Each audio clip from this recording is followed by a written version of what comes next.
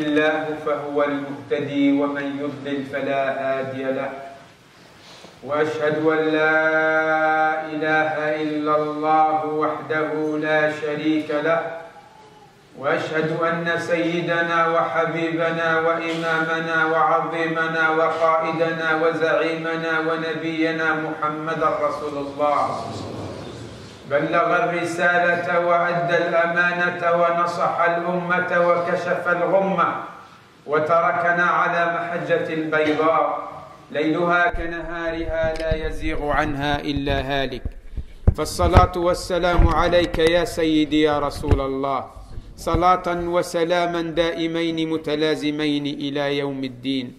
أما بعد، إخوة الإيمان، يا أحباب رسول الله صلى الله عليه وسلم، يا حماة الإسلام وحراس العقيدة، الحمد لله على كل حال.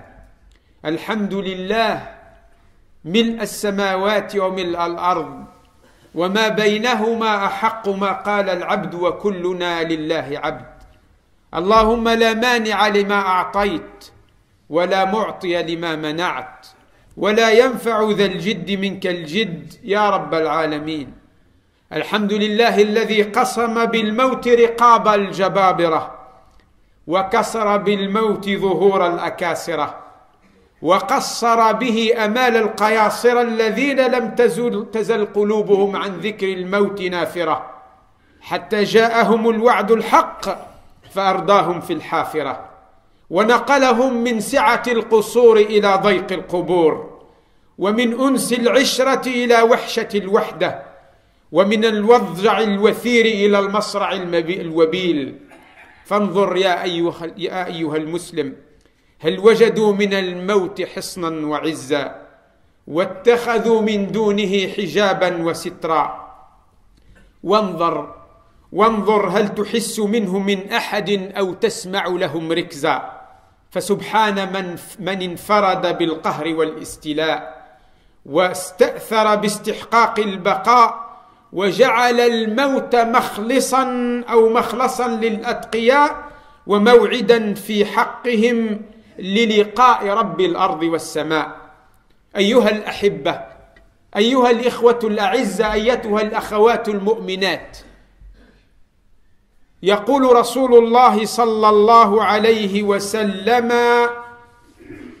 في الحديث الصحيح الذي رواه الإمام البخاري ومسلم: إذا مات ابن آدم ووضع في قبره وتولى عنه أصحابه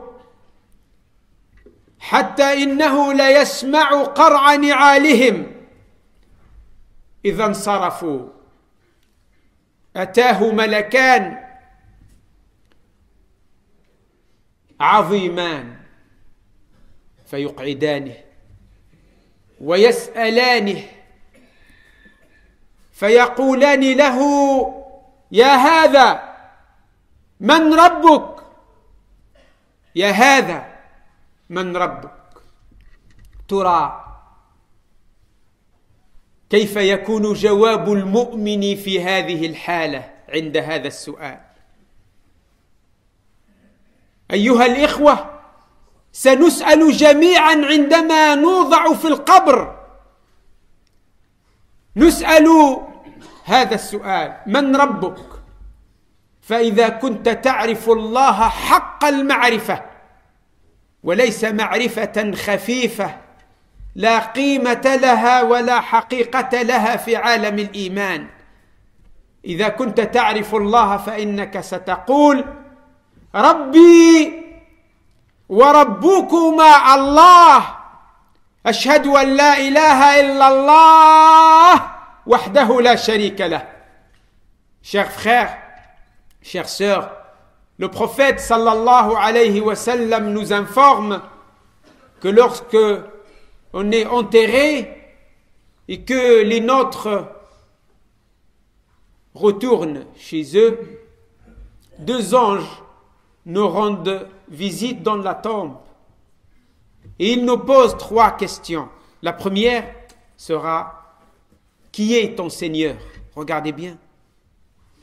Ils ne disent pas qui est ton Dieu ou qui est Allah. Ils disent qui est ton Seigneur? Qui est ton maître? Vous savez pourquoi? C'est une question piège. Parce que l'ange est intelligent. Il ne veut pas te donner la moitié de la réponse. Il te pose une question piège pour savoir si tu es capable de répondre à cette question piège ou non. Il te dit qui est ton maître. Et comme les gens, ils ont des maîtres dans ce bas monde, il y a des gens qui prennent des gens comme maîtres. Hein? Je peux vous en citer quelques-uns. Ils les prennent comme des idoles, les chanteurs et les chanteuses, les danseurs et les danseuses.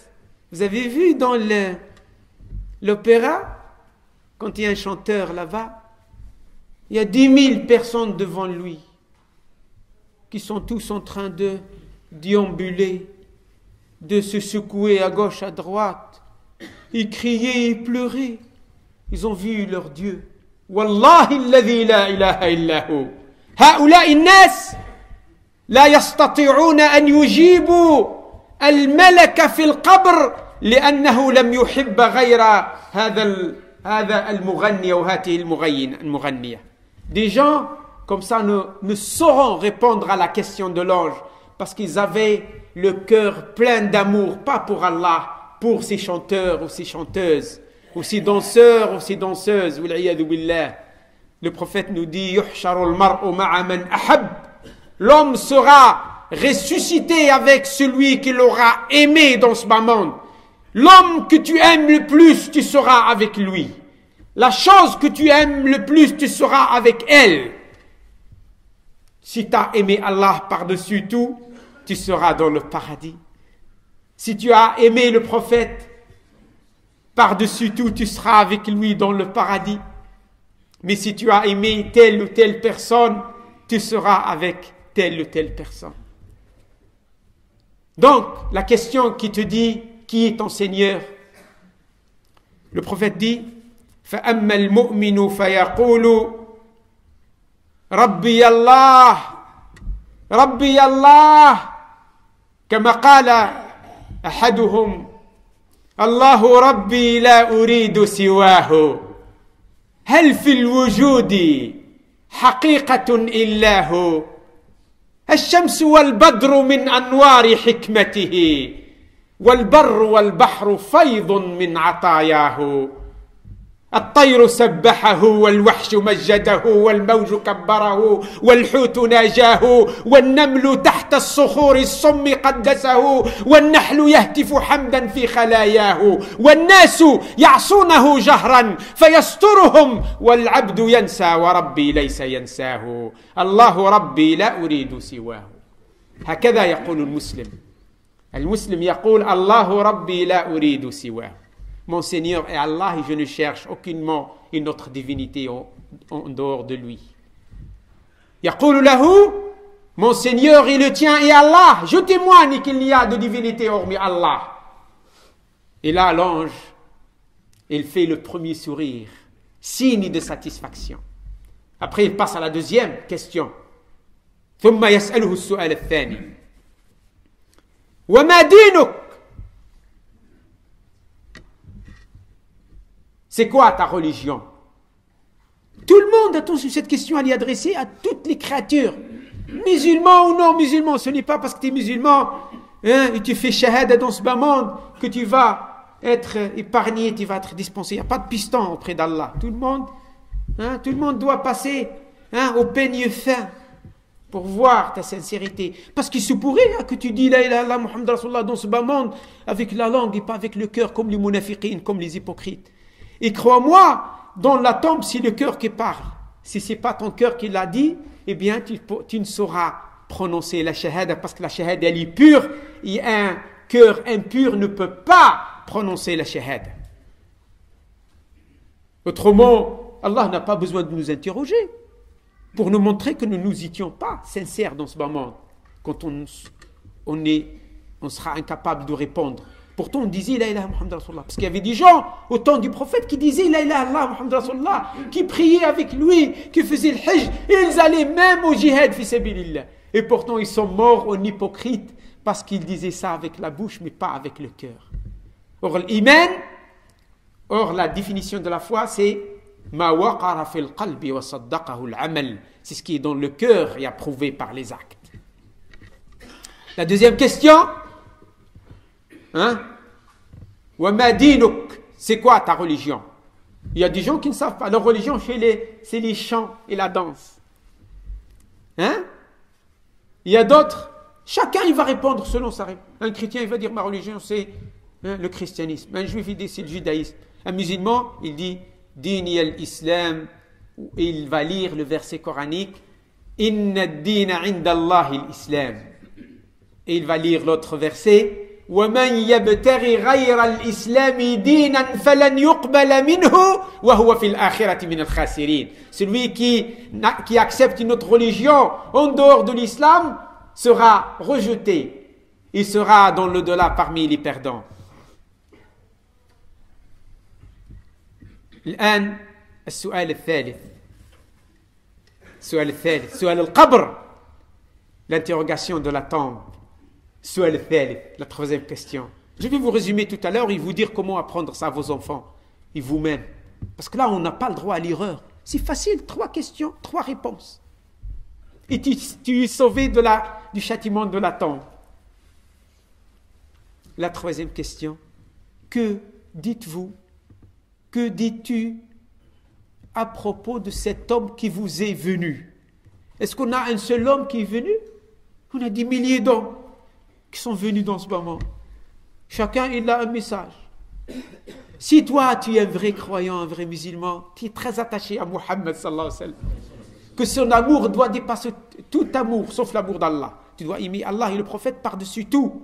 Après, tu aimes ce que tu veux. Si tu aimes le prophète, et à chaque fois que t'on dit, qui est cet homme? Hop, l'homme prototype, l'homme exemplaire, c'est Muhammad. Même dans ce moment, il y a des gens que tu lui dis, la ilaha Muhammad Rasulullah. Quand tu lui poses la question, tu dis Allahumma salli ala Sayyidina Muhammad. Direct, la première chose qu'il dit, parce qu'il est attaché au prophète. Donc, la deuxième question, que dis-tu à propos de cet homme? Si cet homme, s'il l'interrogeait, ne sait rien, il ne va pas à la mosquée, il n'a jamais étudié l'islam, il a des parents qui s'en fichent de son éducation, il n'a jamais été avec des musulmans qui parlent de l'islam ou avec des musulmans qui parlent que de dunya. Qu'est-ce qu'il va dire? Il va nommer de toute façon l'homme qu'il aura aimé dans ce moment. Mais le croyant dit, le prophète il dit هذا الرجل هو محمد بن عبد الله رسول الله وعبده صلى الله عليه وسلم أشهد أن لا إله إلا الله وأشهد أن محمد رسول الله بلغ الرسالة وأدى الأمانة ونصح الأمة وكشف الغمة ومحى الظلمة وتركنا على محجة بيضاء ليلها كنهارها لا يزيغ عنها إلا هالك فالصلاة والسلام عليك يا سيدي يا رسول الله صلاة وسلاما دائمين متلازمين إلى يوم الدين. هنا يكون الجواب قد انتهى, السؤال قد انتهى والجواب قد انتهى. Ici, après, si tu réponds comme ça, cet homme, c'est le prophète Mohammed, je témoigne qu'il est le messager d'Allah, le sceau des prophètes, qu'il est le dernier prophète qui nous a communiqué l'islam, qui a préservé le dépôt, qui a fait tout son possible pour communiquer l'islam. Là, l'ange, les 2 anges, Munkar wa Nakir, ils s'appellent Munkar wa Nakir comme dans le hadith du Bukhari, ils lui disent, regarde là-bas, il lui ouvre une lucarne sur le paradis. Il lui dit, regarde cette beauté, regarde ce paradis. Il lui dit, subhanallah, à qui appartient ça? Il lui dit, ça t'appartiendra, Inch'Allah. C'est là où tu vas demeurer éternellement. Et c'est là où tu vas être avec النبيين والصديقين والشهداء والصالحين. C'est là où tu vas vivre avec les prophètes, les véridiques, les martyrs et les gens pieux qui auront accompli des œuvres pieuses. Et après il lui dit, Nam wa akmil nawmataka kal arous, dors. Après il lui dit, dors. Donc le corps il meurt et l'âme elle va partir dans cet endroit indiqué par l'ange. لأنه في القبر, comme vous savez, chers frères, l'esprit ne reste pas avec le corps. Il revient seulement pour répondre à la question. Tant que le corps est encore frais, après le corps il va se dissoudre dans le sol, et l'âme elle va dans le paradis, dans un jardin du paradis, qu'on appelle Rawda min Riyad al-Jannah. Mais celui qui ne répond pas, et là je dois vous le dire, il lui dit, qui est ton maître? Par exemple, il lui dit, mon maître, c'est, je sais pas moi, Michael Jackson. Astaghfirullah. Mathalan, c'est un exemple. Ou je ne veux pas nommer des noms de foussaq ici. Il lui dit. Déjà, il commence à le taper. Il commence à lui donner un avant-goût de l'enfer. Qu'est-ce qui l'attend là-bas? Il lui donne un coup. Le hadith, il lui dit, il va rentrer dans cette étape dans la terre. Il le sort. Il lui pose la deuxième question. Qui est cet homme? Ou quelle est ta religion?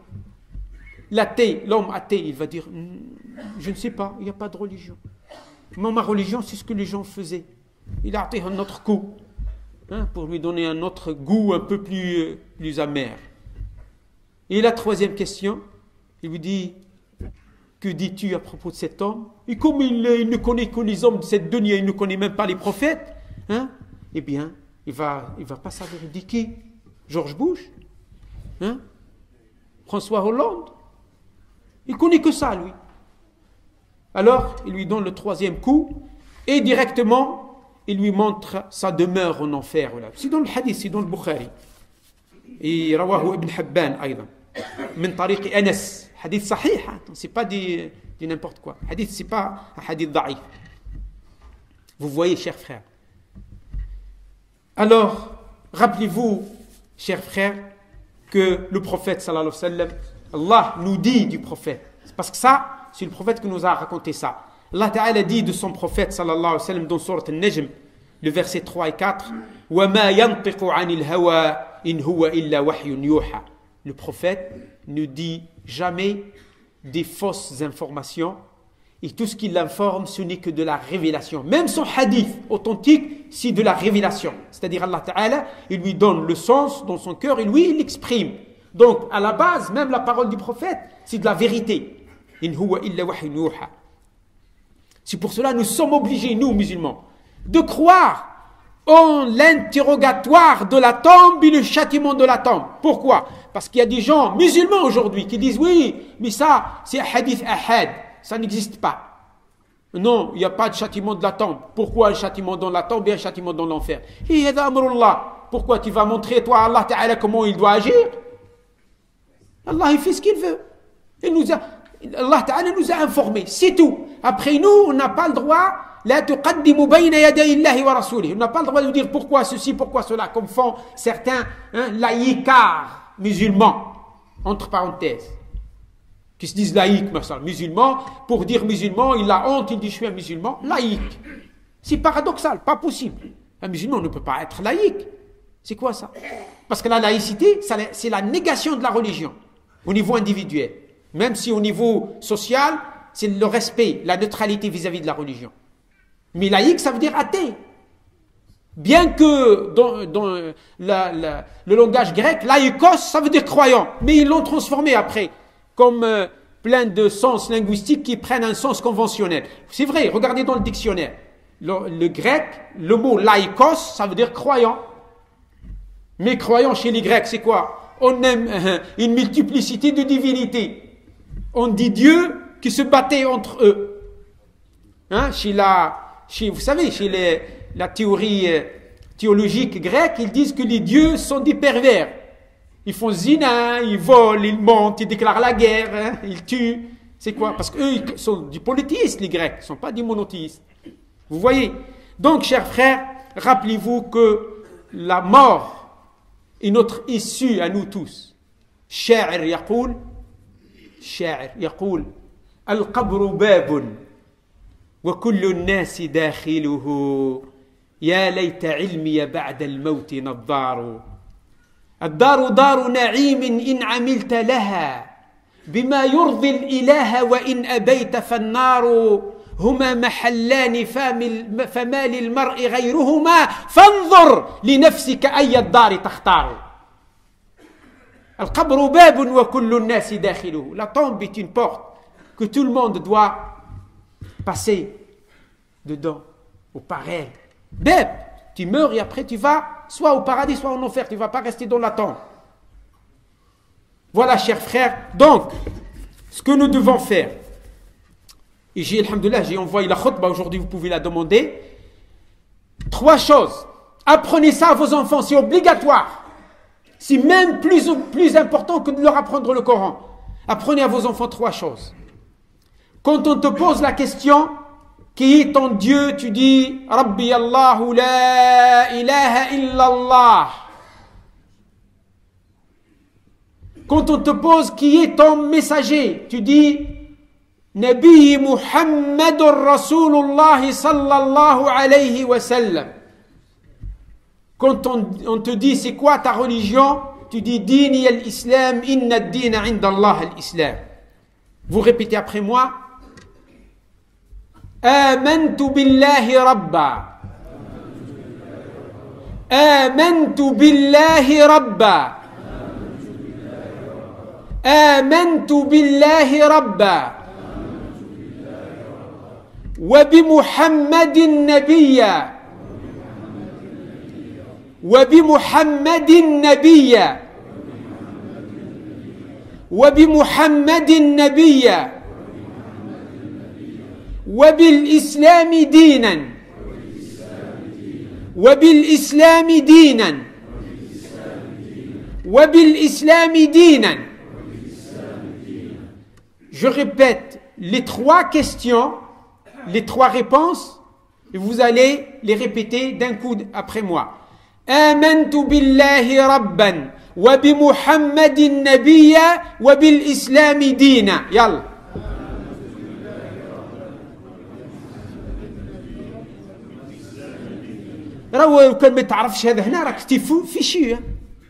Si tu ne sais pas répéter ça, comment tu vas répondre à l'ange? Vous savez comment sa tête elle est? Il est horrible. L'ange, quand il vient te poser ces questions-là, il ne vient pas dans une belle image. Il vient dans une image de terreur. Parce que devant la terreur, il n'y a que la foi qui reste stable. Si devant moi, tu es incapable de répéter, comment tu vas répondre à un ange qui traîne déjà des cravaches en métal, des chaînes en enfer, d'enfer. Ya akhi, la haya fi din, ta'allam dinik. Nous voulons que le Jumu'ah change d'habitude. Parce que le Jumu'ah d'habitude, elle est froide. Elle est morte. Les gens dans le Jumu'ah, ils sont morts. Ils ronflent parfois. Wallah, dans certaines mosquées, l'imam yukhtab, parce que le khutbah ta'wa, il est nul, en plus. Et les gens, ils ronflent, ils dorment. Ya akhi, non, nous voulons que le Jumu'ah soit un cours. Chaque Jumu'ah, regarde. Il ne faut aller que dans une mosquée où chaque Jumu'ah, tu apprends une chose nouvelle de ta religion. Sinon, ça ne sert à rien. Sinon, si l'imam ne t'apprend pas chaque Jumu'ah une chose nouvelle, cher frère, sache que cet imam est un imam paresseux. Même s'il s'agit de moi. Et dites-moi, si vous n'apprenez pas chaque Jumu'ah une chose nouvelle, venez me le dire. Croyez-moi, je n'ai jamais répété une khutbah. Vous vous rappelez? Jamais. Depuis le 29 juin jusqu'à aujourd'hui, j'écris le khutbah. Toutes les khutbahs sont prêtes. Hein? Et si vous les voulez, on vous les donne sous forme Word, ou PDF, ou comme vous voulez, ou en papier. Mais apprenez comme nous apprenons. Comme nous vous préparons le khutbah, barakallahu fikum. Aujourd'hui, je vous ai donné les réponses qu'il faut que vous appreniez par cœur. Et apprenez ça à vos enfants et à vos femmes. Comme ça, si Allah Ta'ala vous pose la question, tu dis Allahumma, j'ai communiqué à mes femmes, mes enfants, hein, ils ne veulent pas apprendre. Innaka la tahdi min ahbab. Donc on répète pour la dernière fois. Amantu billahi rabba. Wa bi Muhammadin nabiyya. Wa bil islami dina. Nashhadu an la ilaha illallah. وحده لا شريك له ونشهد أن محمد رسول الله ونشهد أن له لا دين إلا الإسلام. آمين. نسأل الله سبحانه وتعالى أيها الأحبة أن يحفظنا ويغفر لنا ويتقبل منا. اللهم احفظ أولادنا واحفظ أبناءنا واحفظ بناتنا واحفظ نساءنا واحفظ أموالنا واحفظ أعراضنا واحفظ إخواننا وانصرنا على من عادانا. اللهم حبب إلينا الإيمان وزينه في قلوبنا وكره إلينا الكفر والفسوق والعصيان.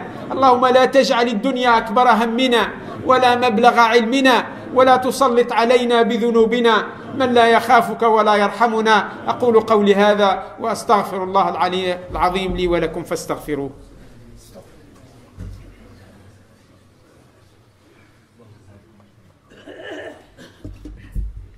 الحمد لله رب العالمين حمدا كثيرا طيبا مباركا كما أمر، والصلاة والسلام على سيدنا وحبيبنا وسيدنا محمد سيد الجن والبشر وعلى آله وأصحابه الميامين الغرر. بعض الإخوة تصدقوا بهذا.